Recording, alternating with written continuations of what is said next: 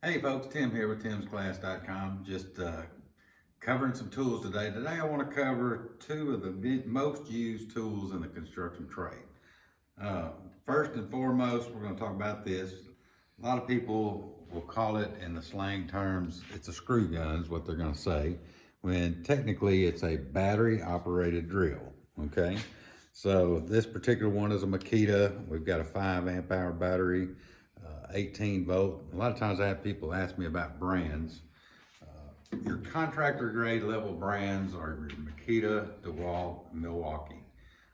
Outside of that, when you get into some of the lower level brands like Porter Cable, Black & Decker, those are more your homeowner grade tools.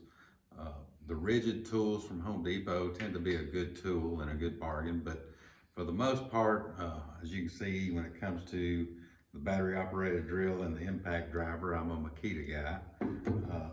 When it comes to an impact gun, I particularly like this DeWalt, and we're going to cover all of these real quick.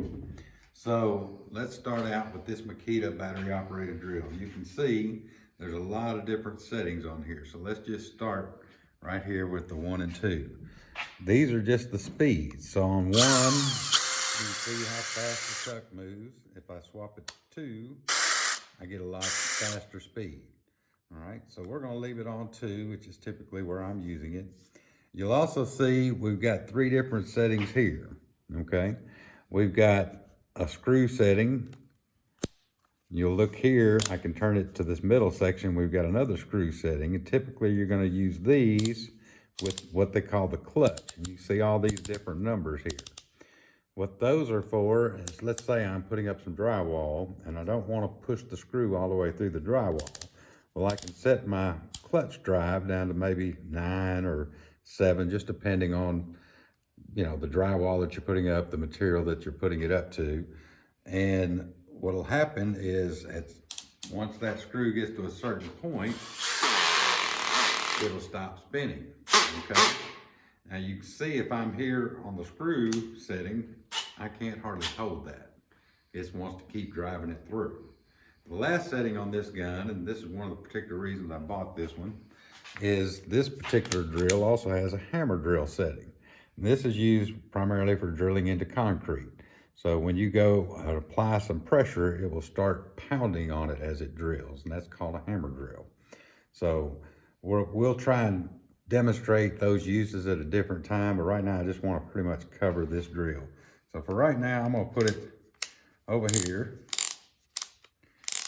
on the screw setting, and it doesn't really matter where my clutch is set because I'm on the screw setting. And I'm going to show you how to put a bit in, take a bit out, okay?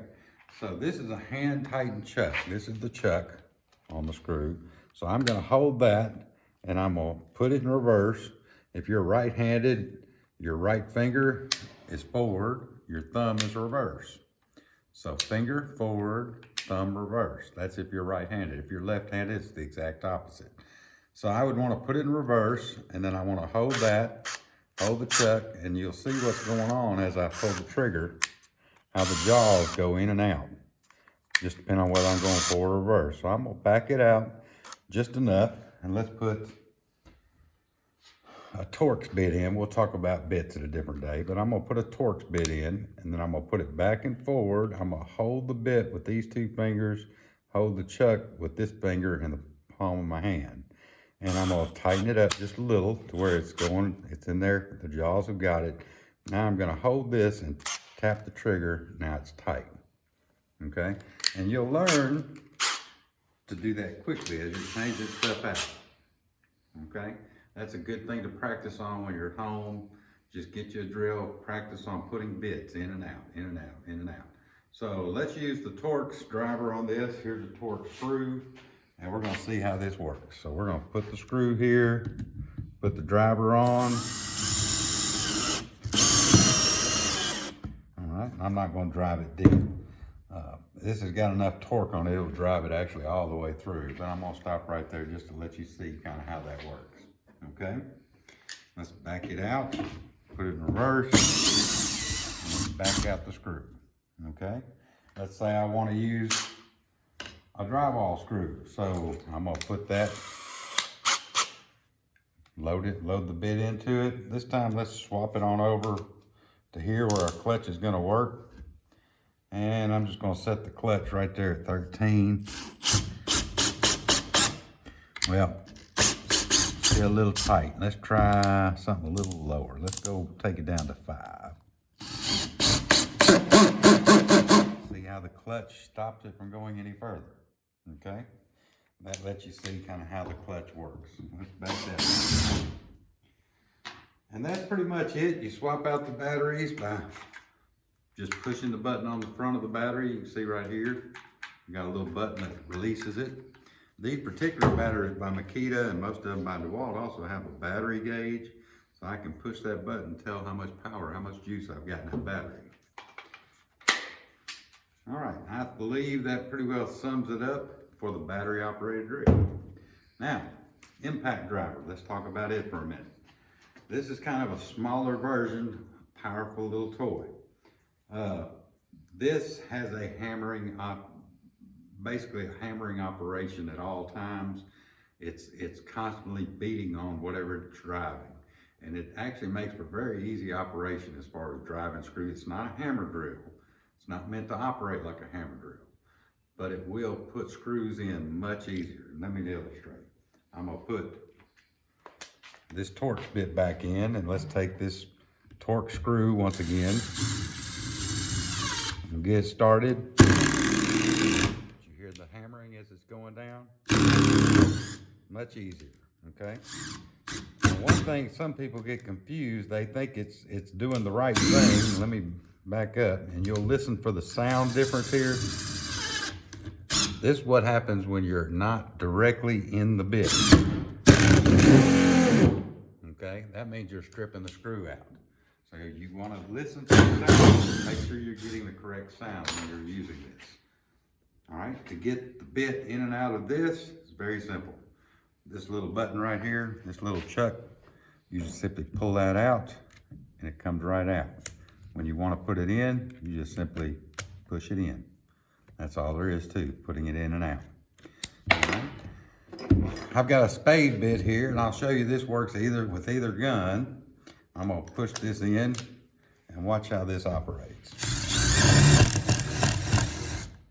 Okay. Now, if I do it with my drill,